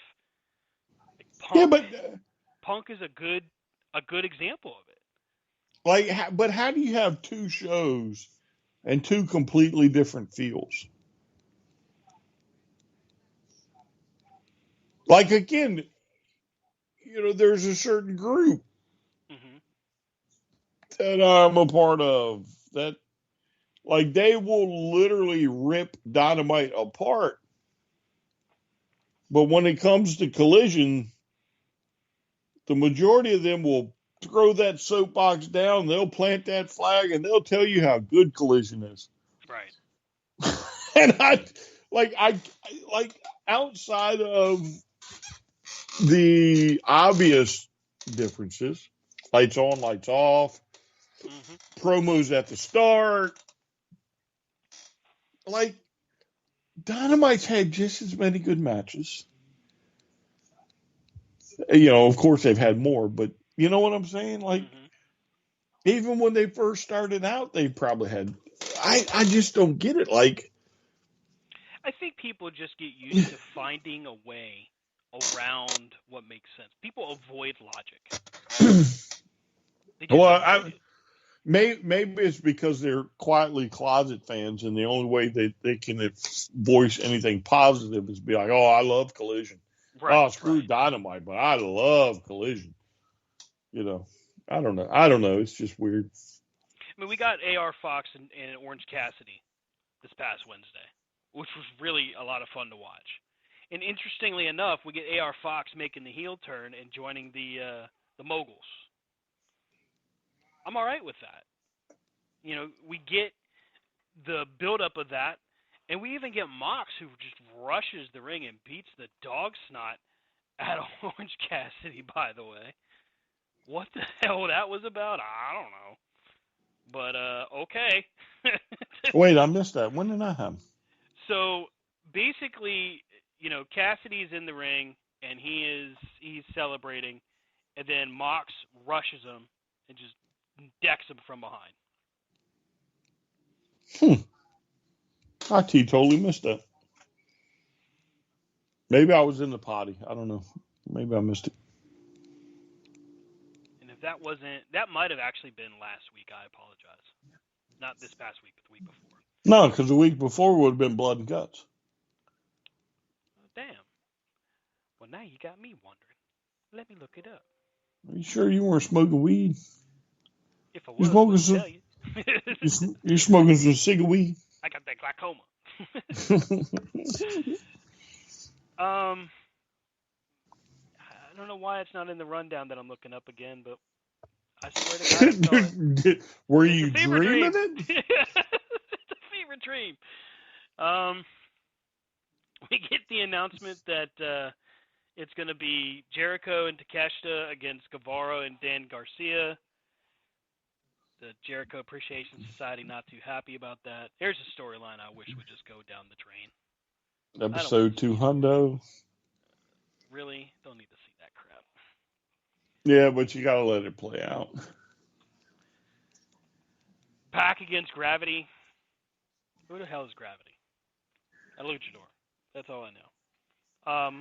Okay, this was a pretty quick squash. Darby Allin against Swerve. Swerve, again, hitting that damn kick. Oh. First off, Darby sells like the best. He is so good at selling. But that shot he takes with that no-look kick that Swerve delivers, Mm-hmm. nuts. I think he connected pretty solidly to the side of his head. Yeah, I've said it before. I'll say it again. I think Swerve will be world champ one day. But I think it's time that he probably got that international title. And I think you're right. I think that's probably coming. I think we're going to see that. We're going to see that pretty quickly. Well, not if Mox is involved now. Well, that's the thing. Like, I don't know if it was just the BCC's way of saying, "Hey, screw you guys, we're still here," kind of thing, or if it's Mox and Orange Cassidy. If it's Mox and Cassidy, much as I love Orange Cassidy, yes, it's going to Mox, which is fine. I mean, hey, why not? Mox is offended everywhere, just like Orange Cassidy did. Yeah, but I mean that title would be better served with somebody like Swerve and Miro and some of these other guys. Baker and Taya was next, and this one was just like we said, this wasn't great. Somebody on Twitter decided to go after Taya Valkyrie and calling her fat and untalented and all that. There's a special place in hell for trolls like that. There really is. That's just so stupid. And I know you can't help but to respond as the performer, but I almost want to just tell Ty, man, you should have just ignored that dude, blocked him, and just kept him moving. Because it just seemed like it invited more, and unfortunately, if you see a thread like that, you can't help but go down the rabbit hole and just read all the different interactions. Like, good God, let it go.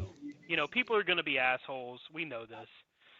The last place you want to start venting your feelings is on X. Tag team three-way was Lucha Brothers versus the Best Friends versus the BCC. I thought this was really good. Those watching in the cult probably said, "Oh God, all this flippy dippy bullshit." Blah blah blah blah blah. You don't get like a tag team like the Blackpool Combat Club and the Lucha Bros without getting some of the just craziest shit you've ever seen. That's what you're gonna get. Kudos, by the way, to Wheeler Yuta for just being the MVP right now, just taking a beating every chance they get.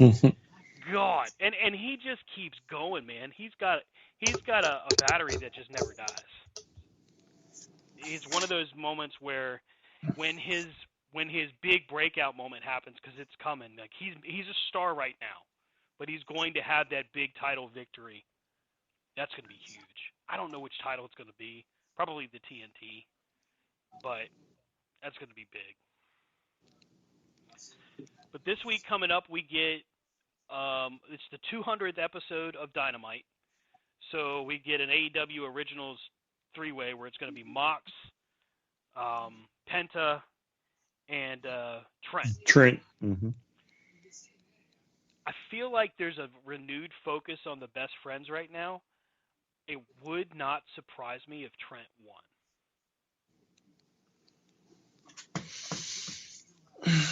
I don't know if there's a renewed focus, but I think with the rosters kind of splitting, somebody like Best Friends is going to start moving up and getting a little bit more exposure. So, I mean, like outside of, the women's match, and this was not well thought out, by the way. So they're panning the crowd after the Taya and Britt match is done, and they focus right in on a sign that says "Book the women better." I don't know that I'd have put that on TV right after that match. That's where Well, you but need a Kevin Dunn to go, don't show that. but again, the crazy thing about AEW is you don't know if it was designed that way or not. Because again, That's fair. Brit and oh my lord, Titus? no, Thunder. Oh, Thunder Rosa, yeah. Yeah, they weren't spectacular at the start, No, but as a they matter of fact, damn their first sure match was finished it rough. up. Yeah. Yeah, they damn sure finished it up the right way. Mhm. Who knows? I mean, you got to let this thing shake out. Now, if Ty disappears, well, then but I mean, there were a couple moments where I felt like maybe something went awry. Like there's a moment there where um Ty is going for her finish and Britt just has no idea what to do. And when they fall to the seated position, poor Ty is looking there like a deer in the headlights, looking up, looking at the ref, like, what do I do? And Britt is just kind of laying there, and she's you can tell she's thinking. She's trying to decide if she wants to sell or immediately roll away, like she did a counter. She just couldn't figure out what she wanted to do, and that's why part of me is that's why that I think it's really just a communication thing. I think maybe she was supposed to roll through for a victory roll, and Taya forgot. Because when they come back up to a standing position, the two of them, there's a moment where they're looking at each other, and Taya's like, "Really?" And Britt just kind of shaking her head like, "I'm sorry." And I'm thinking, okay, somewhere here, someone forgot something. Because as they get to the finish, now Taya's kicking out at 1. Now Britt's kicking out at 1.5. I'm like, okay. So yeah, to your point, if Taya's gone in a couple weeks, we'll know the story. mm-hmm. And that's to be expected. I mean, many people have said it. It ain't ballet. But outside of that match, I mean, Dynamite was pretty damn solid. They did about 835, 853 in live viewers. I'm curious to see if Warner will release anything for that. I'll try to see if I can find sometime this week. I'll see if I can find the DVR numbers because it's not exactly a secret. You can find them. Mm-hmm. But I think what it is people are just not up to speed on the technology. They say No, they are, but they're just not. listen. Most of this crowd was born with a cell phone in their hands. Yeah. It has nothing to do with technology. It's the mere fact nobody wants to go looking. Because if they go looking and they find, oh my God, AEW on Dynamite had 5 million viewers, they're going to look like fucking idiots. Mm-hmm.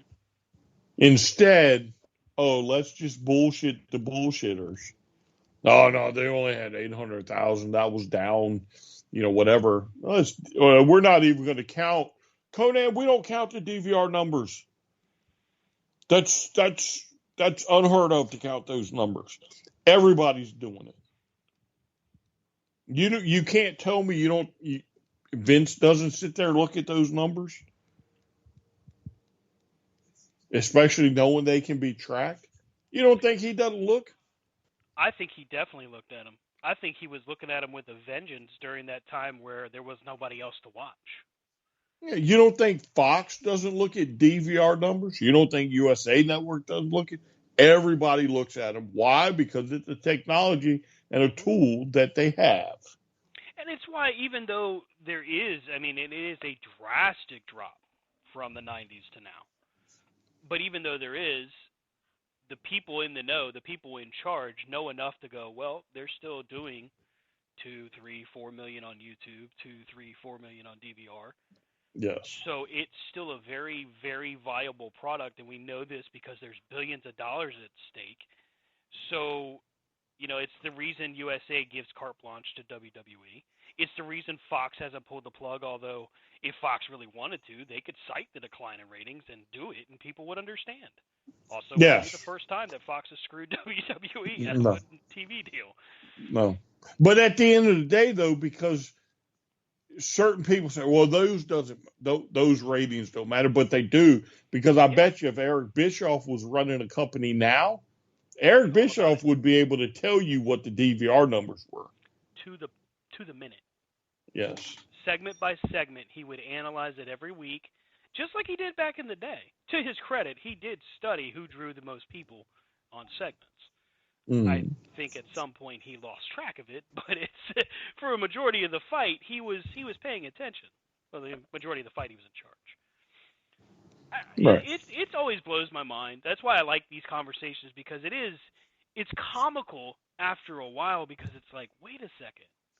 You know, you've told me many times when I've had debates in the chat there, you're saying the same thing. You're just going over and over again. It's the same argument. it's the same fucking coin. You're all both fucking flipping. Mm-hmm. Yeah. One side is taking AEW, one side is taking WWE, but it's the same damn argument. Yep.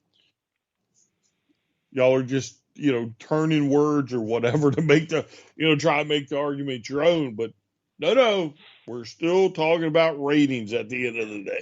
Yeah. So, because again, that would be another one. If I went to the chat, if I could get a copy of the Warner Brothers letter and went in the chat and posted it, I bet you the first one.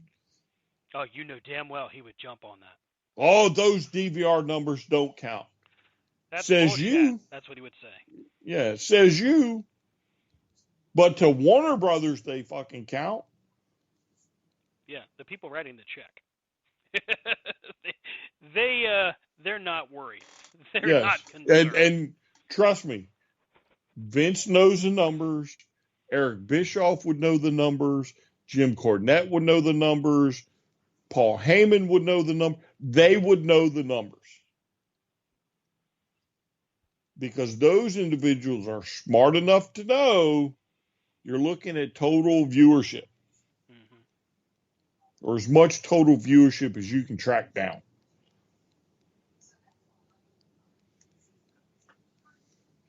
Because I bet you Warner Brothers, when they go talk to their advertising partners, are telling them, no. I know what Nielsen says, but here's $2.5 million and saw your Burger King commercial.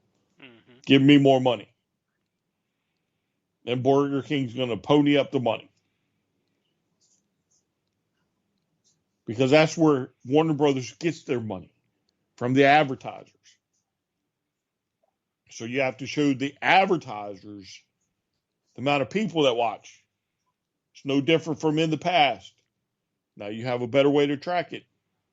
You're going to give them the numbers. I bet you any advertiser for WWE knows the numbers, because I bet you somewhere along the way, there's some little nerd or geek or Poindexter or whatever that has sat in a board meeting and go, hey, what about the DVR numbers?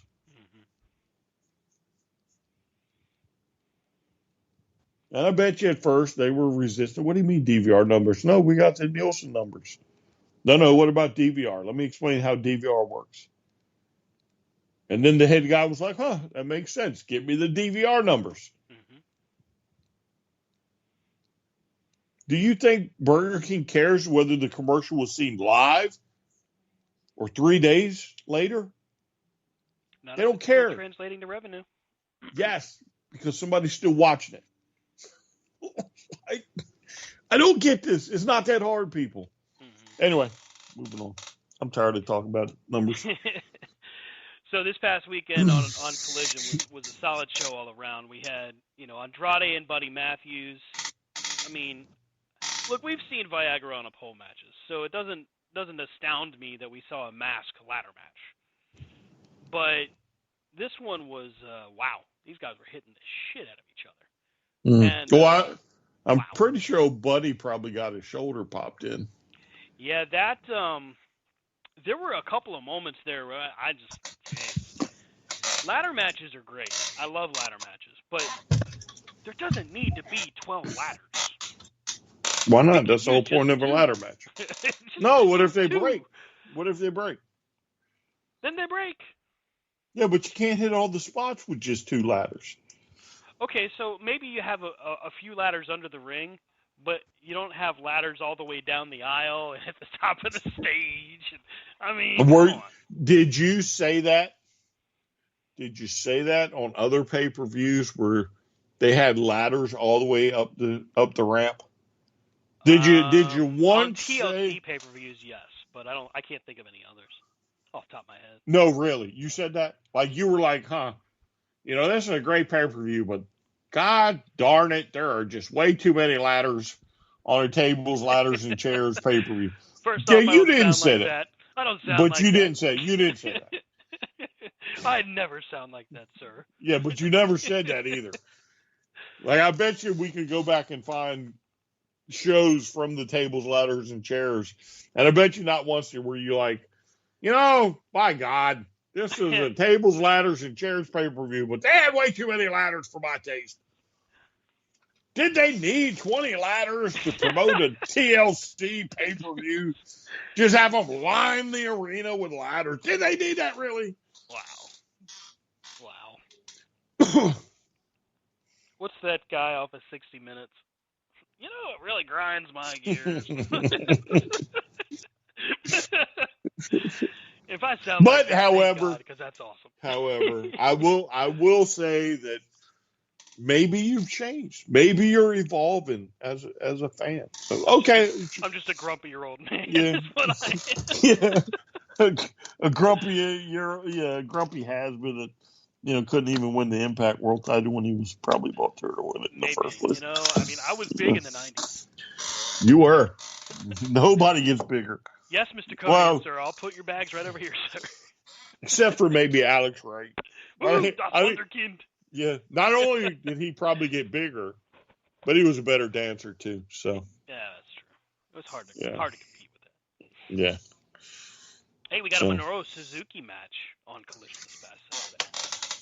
I was not expecting that one. No. Nor was I expecting Darby Allin to cut off the entrance. Maybe Darby's on his way to a heel turn. Maybe, but what good's it gonna do? The look on his face, though, when Suzuki. Yeah, when the music hit. That was great. Shit. And he doesn't back down from anybody, but Suzuki's he's like, oh, damn it. Well, I will say this though, I think Darby should have lost to the Murder Grandpa. Yeah, I'd have been all right with that. I mean, he doesn't need a win going into a match against Luchasaurus. I mean, come on, he really doesn't. It would have been all right. Yeah. Christian Cage does a promo. Much as I like Christian as a bad guy, at some point, and it's gonna happen. I'm just in a hurry because it's boring me. At some point, we need to get to the point where Christian and Luchasaurus are like, no, it's my title. No, it's my title. They're gonna get there. They'll probably do it soon because the goal is probably to get them to All Out. Unless they're really looking to stretch this and just give Luchasaurus a quiet long reign. Yeah, I don't see that really imploding quite yet. I mean, they are laying the groundwork, but I mean, you got to get some competition in there first. Yeah. By the way, for fans wondering, Wardlow legitimately is having travel issues going to Canada. So the reason we haven't seen him in weeks is because when a fan apparently, or not a fan, but a person broke into his car and stole his passport, he has legitimately been having issues getting it reissued. So that's the reason he lost the title. You little schmuck. You asshat. Samoa Joe squashed Gravity. That's a great headline, by the way. Samoa Joe defies Gravity. Gravity actually is pretty entertaining to watch after seeing him against Pac and then seeing him here. But it was Samoa Joe stealing the show. He just did that delayed walk away while Gravity went for the dive. And the reason I love doing recaps of AEW shows is because there's so much good stuff to point out. I mean, that's just the truth. And what's crazy about Joe is the WWE completely whiffed. Yeah. Like, whiffed. Man, you had such a good run with him in NXT. So good. And his Well, feud no, with Balor was good. yeah, but let's back up, right? Impact survived Oh, yeah. Oh, yeah. because of Joe Joe and and AJ and Daniel and Daniels. Yep, yep, AJ. yep, Yes, yep. right? He was a very intricate part of them surviving the Hogan years. Hmm. He was an integral part of them getting to the Hogan years. Like, he was mega. NXT, he was on fire. Dare I say supernova. Hmm. Main roster, don't know what to do with him. Swing and a miss. COVID, don't know what to do with him. Swing and a miss. Like, it was like, And here's the are you thing. They put kidding him on me? commentary, and he was great. They couldn't figure out a way to keep him. They put him in the. They let him get back in the ring. Couldn't figure out a way to keep him. Like, dude, you have got one of the top level talents in the world, but you're going to keep Braun Strowman, or Mm-hmm.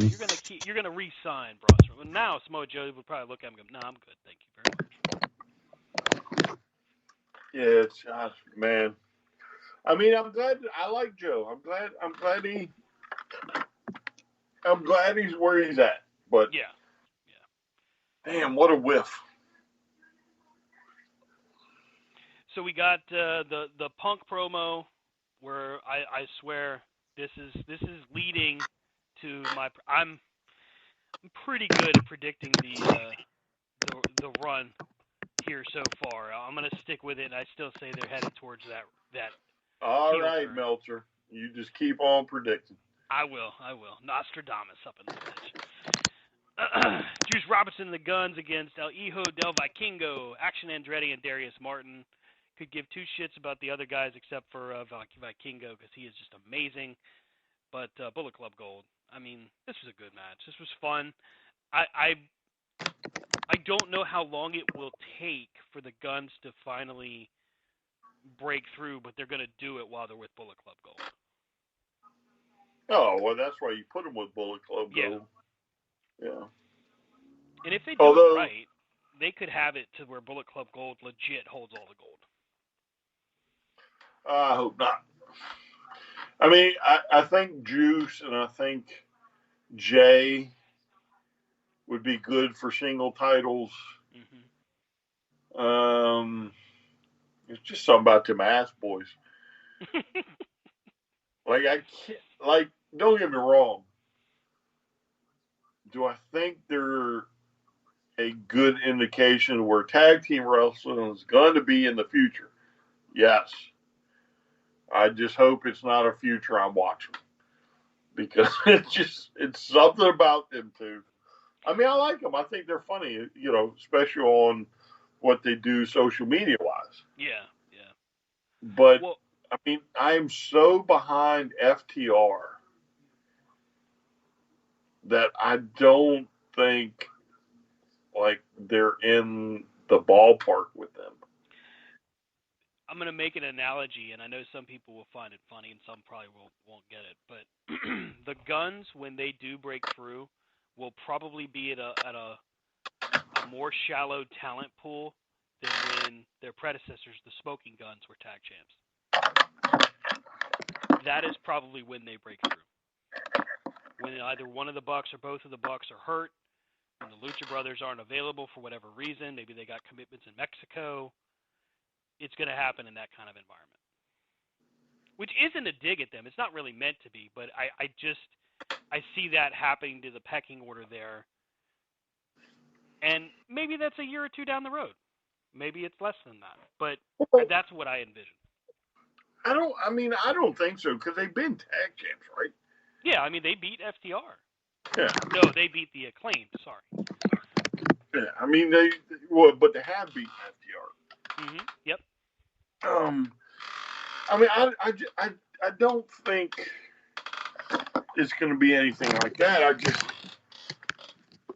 I just, and again, it's no slight to them.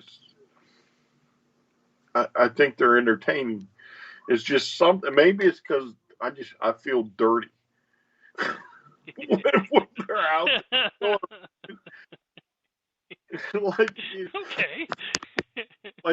like they're slime balls. We know they're slime balls. I don't know. It's just something weird about them that I can't quite get behind. And you know me, I'm Bullet Club, right? Yeah. I've been Bullet Club since I found out about them. I've railed, about Bullet Club. I've gone on tirades about Bullet Club. I'm sure at one time when y'all were solidly in the WWE camp and I was the lone dissenter, y'all probably got pissed the amount of times I talked about Bullet Club. Mm-hmm. And how many times I told y'all need to watch this match. Y'all need to see these, see this Bullet Club, whatever. I'm sure y'all were pissed.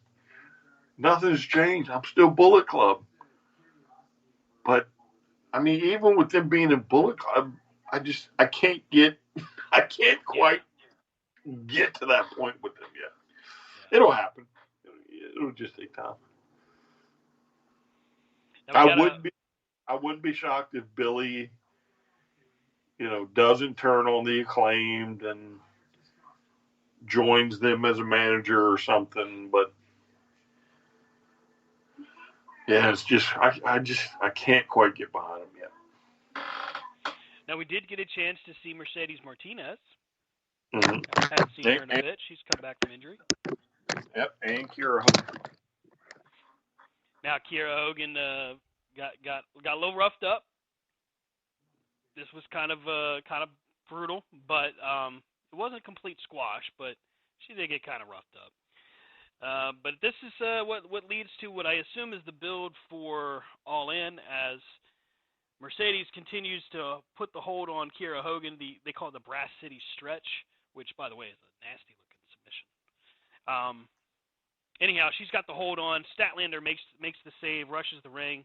Mercedes backs off, lets go, and then hits Statlander in the face with the belt when she makes the turnaround. This causes Willow Nightingale to rush the ring. So Willow gets acknowledged in a big way. First off, the crowd popped like crazy for her, which is cool. Mm-hmm. Not to say that Statlander didn't get a pop, because she did. But at the same time, seems like they're building towards a 4-way for the TBS title. Is that supposed to be this week?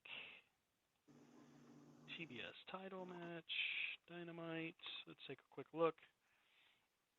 No, it's this is the other one. No, yeah, it is. No. It's Tony Storm and Cheetah this week. Ah, that's right. I'm getting them mixed up. That match should actually be pretty good too, by the way. The question is, do they let Cheetah beat Tony Storm?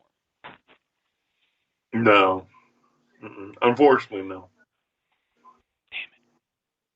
We love you, Cheetah. Oh, I do, but I think it'll be Hayter when she comes back. Yeah, poor Hayter. She's probably not going to be at All In. There's a possibility of her being at All Out, but it seems like they're leaning towards ruling her out due to the shoulder injury. But we've been given this kind of news before and seen returns. So it all depends on which side you lean to. True that. But that's the week that was. Of course, SummerSlam is this weekend. Only matches I really knew about was Cody and Brock, which this is the rubber match. It's got to be Cody. Seth and Finn Balor, which I don't think they're going to take the belt off of Seth, but if they do, it'll probably be because of a crappy Damian Priest cash-in. Well, I mean, but again, though, he could, technically give it to Finn.